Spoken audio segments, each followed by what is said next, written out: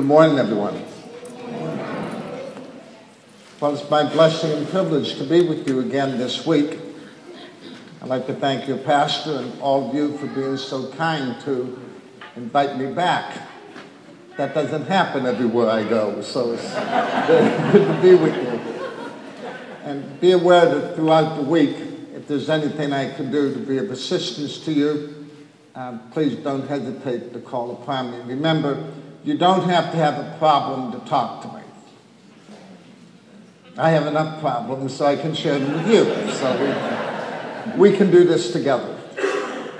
Now, as you know, this is the year we read the Gospel of Mark, so of course we're reading the Gospel of John from the 17th to the 21st Sunday in Ordinary Time. It's as if the church is using the 71 verses in chapter 6 of the Gospel of John to comment on the 51 verses in the 6th chapter of the Gospel of Mark. So there's a wonderful interplay between these two Gospels. But there's something that intrigues me from the first reading. So if I might, instead of using the first reading as a filter on the Gospel, let's look at the first reading through the filter that is the Gospel. Let's look at it backwards. There are two sentences or statements or images in the first reading from the book of Exodus that I just absolutely love. And for any of you who have ever been children, you will love these verses. Especially if you've been a baby. You'll really love these verses. The first one is, the people grumbled before God. It's a very, very powerful word. As a matter of fact, in the 15th chapter of the Gospel of Luke, it says that the Pharisees and the scribes came to Jesus grumbling and complaining. And it's a technical word. As a matter of fact, it's very beautiful in Greek. The Greek word for grumbling is diakonunza. So if you have any children that like to grumble, because we know adults never do, they're being very technical. It's in the book of Exodus, it's in the book of Numbers, it's in the Gospel of Luke, and it's in the Gospel of John. Grumbling. And here's the problem with God. God cannot get grumbling straight. God thinks that when the people grumble, that they're praying. And it says that in all of Scripture. When the people grumble, the response is God heard their prayer. You can practice this. Just turn on the TV, look at the news, and start grumbling. Well, stupid people. Who's running this country? That's all we can come up with? We can grumble all day long. And you and I might think it's a complaint. But God thinks it's a prayer. As a matter of fact, when the people were slaves in Egypt, they grumbled, says the text, and God heard the grumbling as prayer. Now imagine what this world would look like. If every time you heard somebody complaining, if you ever heard somebody grumbling, if you ever heard someone's discontent, instead of interpreting it as a complaint, you heard it as a prayer and a plea.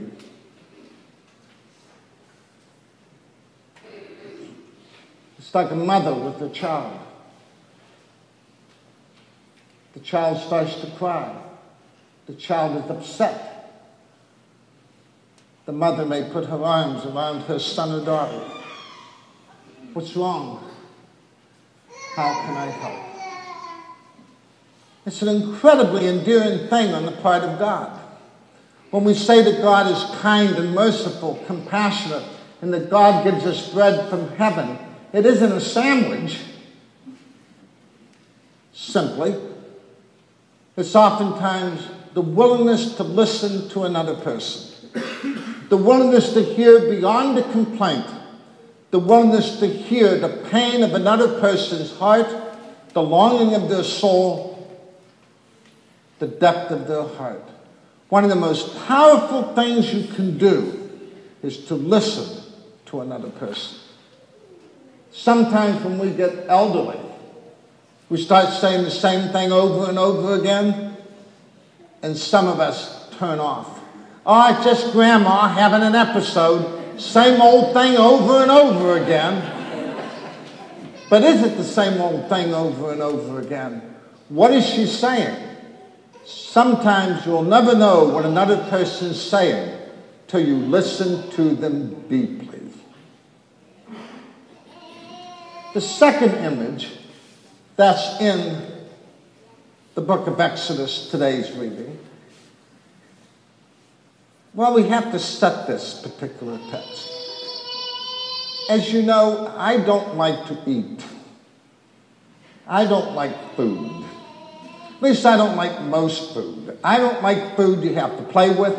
I don't like food you have to hit with a hammer. I don't like food you have to cut in half. I like my food to be on my plate and behaved.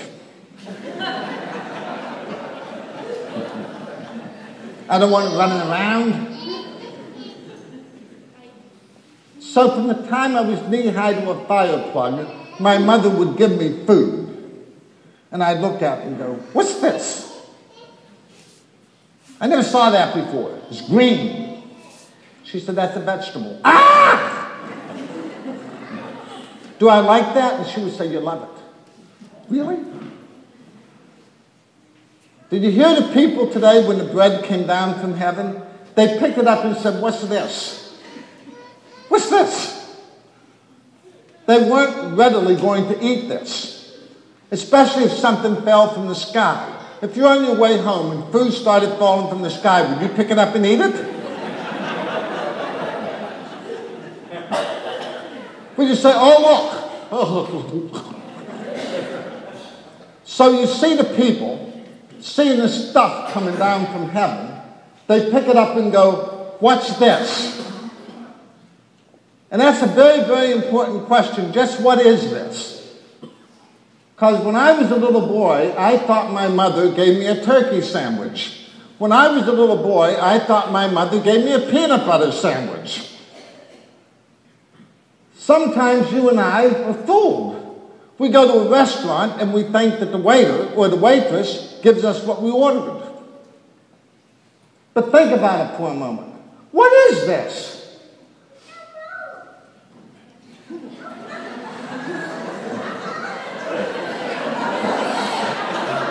That was planned.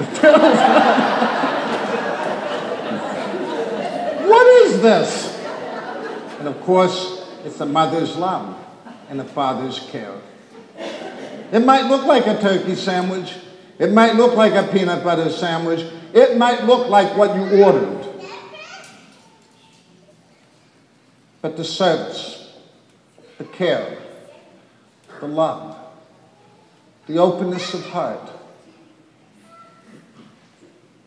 makes a slice of bread a loaf of love.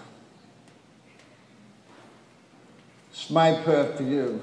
I beg it to be your prayer for me. That we listen to the grumbling.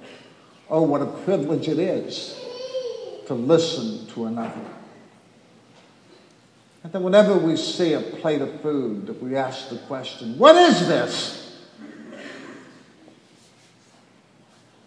Because it's not a slice of bread. It's a loaf of love. Be at peace.